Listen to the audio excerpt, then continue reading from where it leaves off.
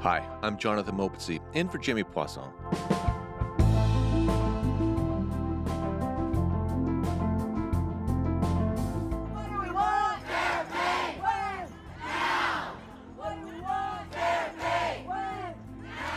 It has been a chaotic weekend for anyone traveling with Air Canada. About 10,000 striking flight attendants walked off the job Saturday morning. Air Canada said about 700 flights were cancelled, stranding more than 100,000 passengers. But only hours later, Federal Jobs Minister Patty Hajdu ordered them back to work. Listen, in today's decision, this is about industrial peace and the safety of Canadians. Then, on Sunday, flight attendants took the unusual step of defying that order, refusing to go back to work. CUPE, the union representing the flight attendants, claims the return to work order violates their members' charter rights. I think Air Canada has to learn to not call mommy and daddy every time they reach an impasse at the bargaining table. They have to actually sit down and get a deal done with their workers. So now, the workers on those picket lines are no longer out there just because of wages and working conditions. For the union, this is also about the way the Liberal government has increasingly used a specific type of back-to-work order that some critics say is undermining the labor movement as a whole. We're taping this episode early Sunday evening, and we know plenty could change overnight. So what we wanted to do was give you a primer on the context you need to understand the story as it continues to unfold. Today on the podcast, we've got CBC's Anis Hidari. He's a senior business reporter based in our Calgary bureau, and he's been watching the story very closely.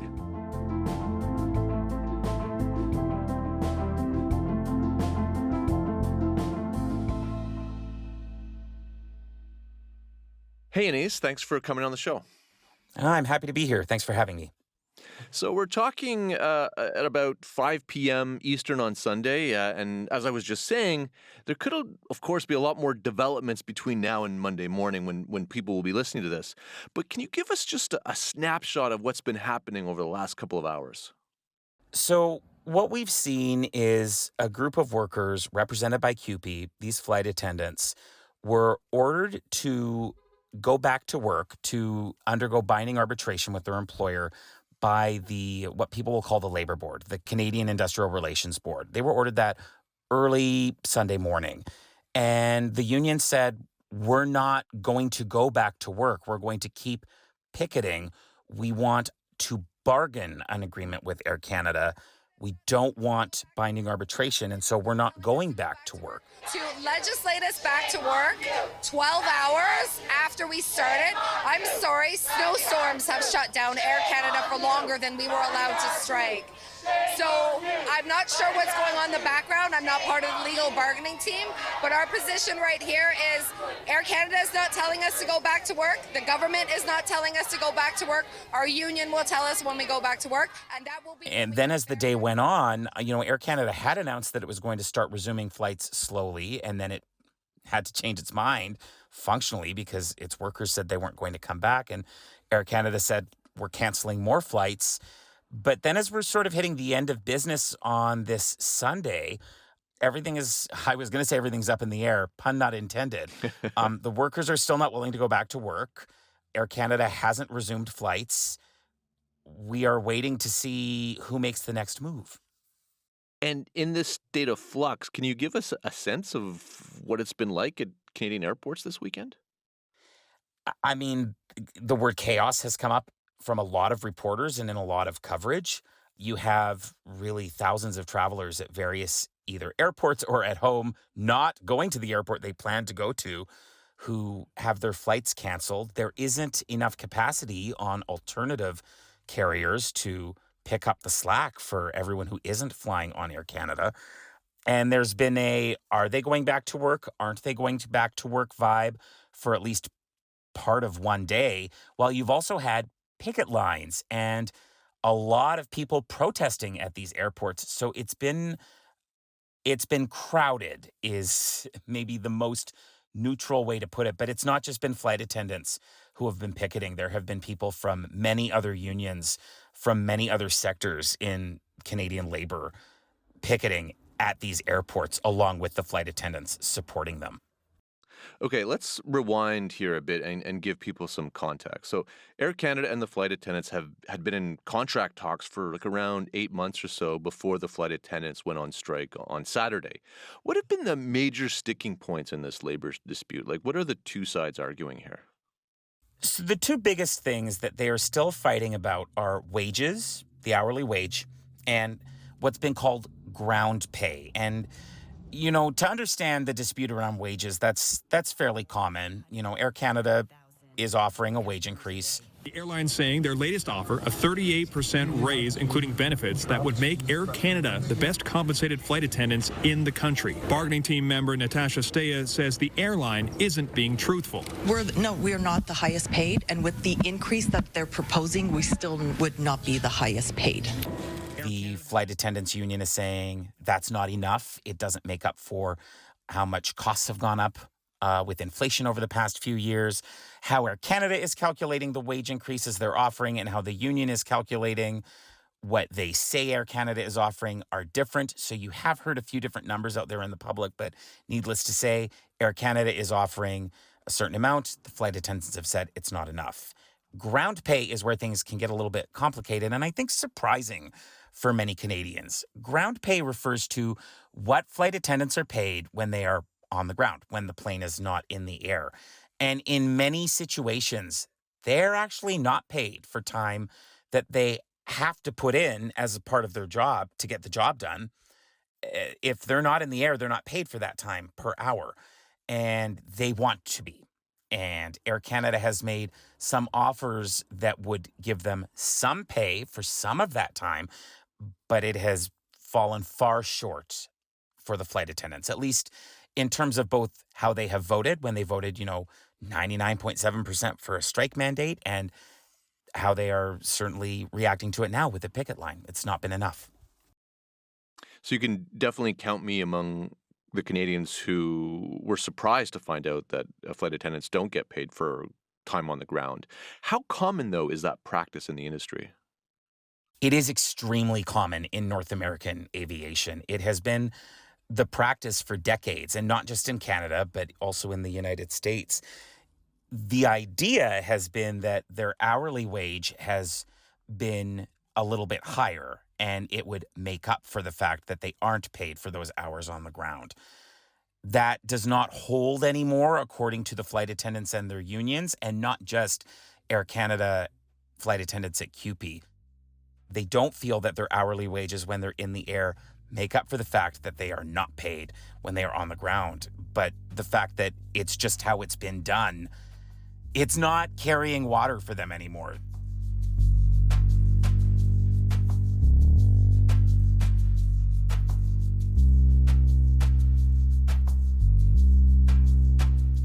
So how come? What's changed for this issue to suddenly come to a head right now? It's hard to have exact statistics on this. What we are hearing colloquially and anecdotally is there are way more delays on the ground than there used to be, especially since COVID. But also the boarding process takes longer. The disembarking process can take longer. There are more people with more bags trying to squeeze them into those airplanes. And so everything that you're doing before and after the flight, including required safety checks, just seems to take longer. At least that's what the flight attendants are saying. And I think certainly Canadians who fly quite often would probably have their own impression as to whether it takes longer before and after a flight as opposed to, maybe 5 or 10 years ago. Okay, so I mean, I need to keep kind of painting a picture here of this labor dispute potentially being watched very closely by other flight attendant unions and other airline carriers, because this potentially could set a fairly important precedent within the industry. Yeah, it's certainly being watched by flight attendants across the continent, and definitely in Canada. WestJet's flight attendants, who are also represented by CUPE, their contract expires at the end of this year. And so certainly the same union and the same industry in our own country are watching this to see what happens at Air Canada, because what comes at Air Canada will likely have to come at WestJet for them to remain competitive in terms of attracting staffers. But in the US, this is coming up with airlines there a lot. American Airlines, which is a unionized airline, have gotten some language around being paid for ground time. Delta Airlines is offering a little bit of pay for ground time to its flight attendants. Now, Delta is not unionized, and it is widely regarded in the industry that Delta did this to try and avoid motivating their flight attendants to sign union cards. Porter Airlines in Canada is offering a little bit of pay for ground time, and they are now just recently being unionized with CUPE. But this is something that is catching on in the industry in terms of a demand, and it is something that some airlines are starting to pay for to try and avoid labor strife, which clearly Air Canada has not avoided it. But everyone in the airline industry is watching this very closely. Okay, so that brings us to this weekend. Just before 1 a.m. on Saturday, more than 10,000 flight attendants went on strike, which led to the chaos you were talking about earlier. And then by noon on Saturday, only about 12 hours after the strike began, Jobs Minister Patty Hajdu ordered the flight attendants back to work and binding arbitration between Air Canada and the union, which means no more bargaining. An arbitrator will decide what the work contract will be. So there's lots to break down there. But can you start by talking to us about Hajdu's rationale for intervening so soon after the strike got underway?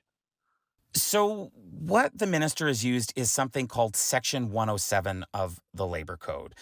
And I will overly paraphrase here in a way that some lawyers may cringe at. But essentially what she is saying is that she needs to maintain industrial peace in Canada. And to do that, she's ordering the Labor Board, the Canadian Industrial Relations Board, to impose this binding arbitration and to order them back to work.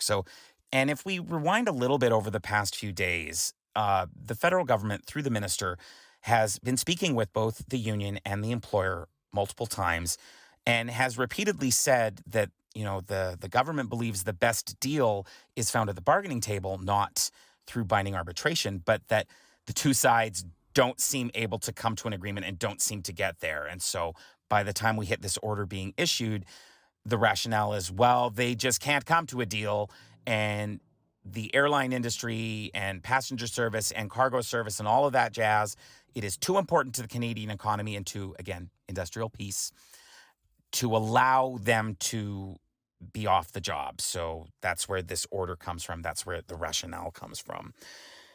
The trouble, of course, is that the minister intervened very quickly after the labor dispute began and may have caught some folks off guard. It was a little bit of a surprise in some circles.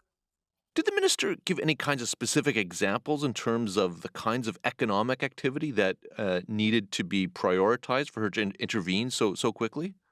She had mentioned things like shipments of pharmaceuticals, organ tissues, things that, really have to go on an airplane because they need to get there quickly.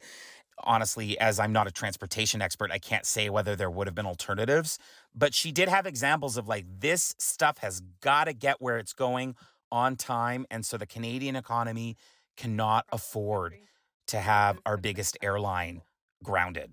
Last year, Canadians paid a high price when multiple key sectors went on strike. Inaction at the bargaining table had a massive impact on Canadian families and our entire economy.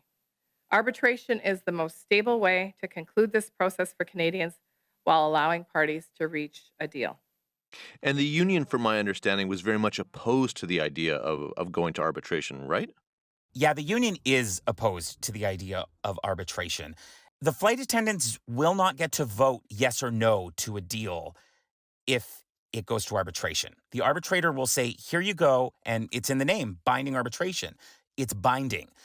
The other, and I would say bigger concern for a bargainer, a union like CUPE, what CUPE is looking for in terms of the amount of ground pay they want, that does not exist in most other airline contracts in Canada and not really in the United States either. Arbitrators don't tend to create new contract language. They tend to take precedents that exist already in a contract or maybe in a competitor's contract, and they tweak them and they'll add some extra money.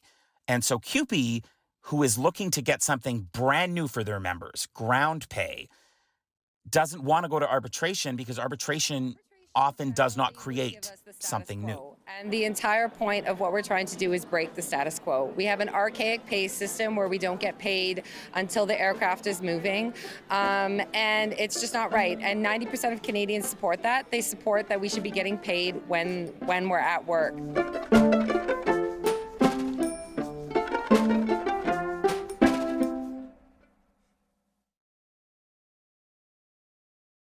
I want to talk a bit more about the section of the Labor Code, Section 107, that the minister invoked.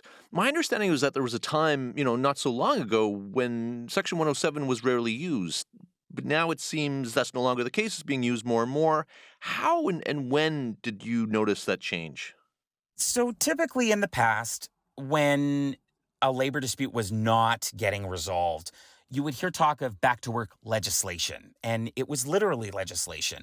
If the government wanted to send a group of workers back on the job, they would have to pass a law and have all the associated, drama and debate and procedures that come with that. What Section 107 is, in some respects, and again, lawyers will throw things at me, I've been calling it the Simon Says provision, because essentially it allows the minister to say, and we saw it in this case, well, we think you should go to arbitration. No. Well, we think you should go to arbitration. No. Simon says, go to arbitration using Section 107. Okay. And if we rewind quite a few years and we go back to under the Harper government, there was a labor dispute that was becoming intractable. It actually involved Air Canada. And the Minister of Labor at the time, Lisa Raitt, was like, I'm going to use Section 107 to order this if you don't go to arbitration, if you don't get back to the table. And that hadn't really been done in that way before. And what ended up happening there was both sides were like, okay, we'll go to arbitration. And they just agreed. So it didn't really officially get used then. But then if we fast forward to the Trudeau government, there were quite a few different labor disputes. Some of them involved ports, railways, WestJet mechanics, and now Air Canada, where instead of passing back to work legislation, they have just used the Simon Says law, Section 107. They've said, I am ordering the board to do this, binding arbitration, to maintain industrial peace. And it hasn't had to go through legislation. It hasn't had to go through all of that process. It's easier. A minister just has to say that they want it. But it's been raising a lot of hackles with labor unions because all of a sudden all of these checks and balances that were there in legislation aren't there anymore. Let's talk about some of those concerns. So CUPE said Haidu's decision in this Air Canada case, quote, sets a terrible precedent. They also said that Haidu is, quote, crushing flight attendants' charter rights by forcing arbitration. Talk to me a bit more, Anis, about the concerns that the union and the Canadian labor movement more generally. Talk to me about their concerns about how the Liberals are using Section 107 and where they're worried that this could lead. When you just wave a magic wand and you say, we're going to send you back to work right away, especially after only a few hours of a labor dispute, you are, at least according to labor experts, sort of tilting the scales a little bit, because one of the things that comes up in bargaining is if you don't get to a deal and your workers strike, your workers are not making money while they're on strike.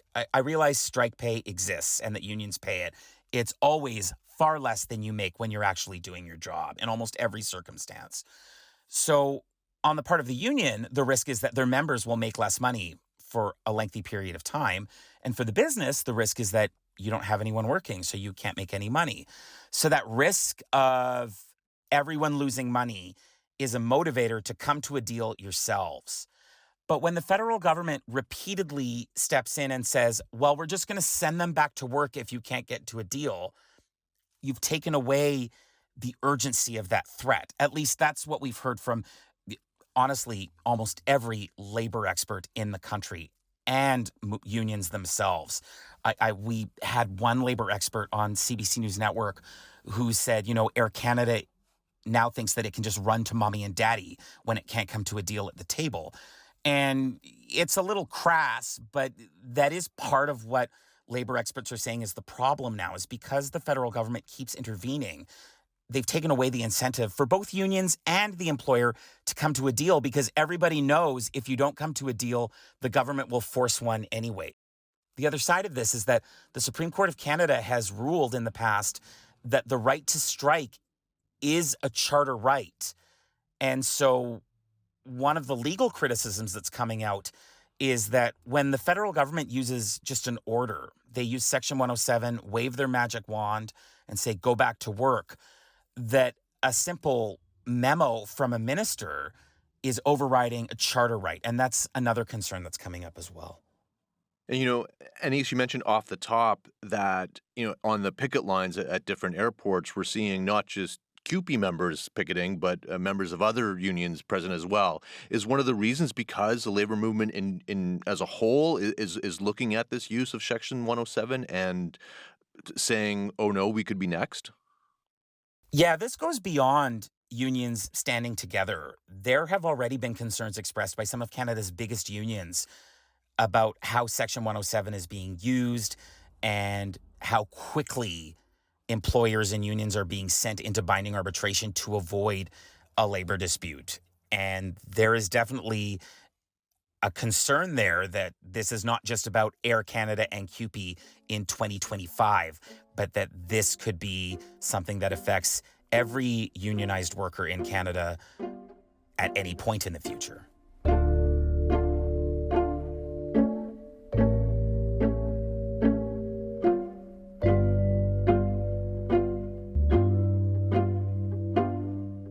So one of the developments this weekend on Sunday, the Flight Attendants Union defied the back to work order. How unusual is that? And legally, what are the consequences of that action? It's certainly not common for a union and its members to just say, no, we won't do that. We're going to do what we would like to do in the first place, which is strike. It's not completely unprecedented for a union to undergo a protest strike, a wildcat strike, an illegal strike, whatever you might call it. But it is eyebrow raising. It's unusual. As for what the consequences will be, the federal government has many different powers at its disposal and consequences. Maybe they fine the union. Maybe they fine the workers. Maybe there are some form of charges filed. I mean, that would be quite extreme. But there's all sorts of options available to the federal government here. I will be honest with you. I really am not sure where they will go with this one. I don't know that anyone expected, at least on the government and the employer side, for the union to just say no. Certainly Air Canada had said that it was going to resume its flights. And then as it got closer to the time it said it was going to resume, it went, well, we can't because the workers have said they're not coming back to work. But when the order was first issued, Air Canada seemed pretty confident that it was going to get back in the air. So I don't know that they expected that this was going to happen. What's your sense of why the union then took that fairly extraordinary step? This is a union, a group of workers, at least the Air Canada component of CUPE, who have voted very strongly in favor of striking. It was more than 99% voted in favor of striking, with a close to 95%, 94% voter turnout. So these workers clearly are ready to walk a picket line to get what they want. And with only a few hours off the job to be sent back and to be told whatever is decided by an arbitrator is what you're going to get, you don't even get to vote yes or no. I think you've got a really motivated group of workers here who are feeling very tired of working conditions that, right or wrong, they don't consider acceptable anymore. And really the only tool that they have is to withdraw their labor. And the federal government and the Industrial Relations Board tried to take that tool away. So I'm not entirely surprised that a group of workers this upset chose to be defiant. On Friday, the day before the strike started, Abacus Data released a survey that found 59% of Canadians polled sympathized with the flight attendants compared to just about 12% who sympathized with Air Canada. 30% said they were unsure of who to side with. But, the headline number was basically that 5 times more people sided with the workers versus the company. What does that say to you? I think first of all, when you have a conflict with a company like Air Canada as a consumer, you can be in a really bad situation. You might not be at home. You may be on the hook for a lot of money. So Air Canada is not a company that Canadians may feel a lot of sympathy to in the first place. So to be fair to them, I don't know that Air Canada would have a chance in a popularity contest. But I think the other side of this is that ground pay issue that we were talking about before. I think to many Canadians, and certainly we see it in that poll, the idea that you are forced to work hours, that you don't have a choice but to be at work and doing work, safety checks and the like, for hours that you aren't paid for, that is an easy to understand problem, right? People think you should be paid for the time that you put in. The flip side for Air Canada, though, I have to be fair here. They have existed in an industry that didn't pay for that and doesn't pay for that in many cases. And that has been something that flight attendants and their unions have agreed to, in some cases, for generations. And so from the company's perspective, they are being asked to drastically change their financial model and the amount of money that they have to pay. And that can be a very tough pill to swallow. But clearly, from that poll you're mentioning, and from what we're seeing with the flight attendants, it is a pill that both the public and the flight attendants seem to think is a priority for Air Canada to swallow. Anis, thank you so much for coming on and walking us through all this. You're welcome. I'm happy to be here.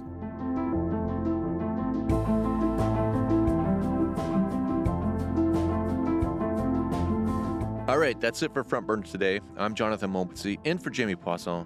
We'll talk to you tomorrow.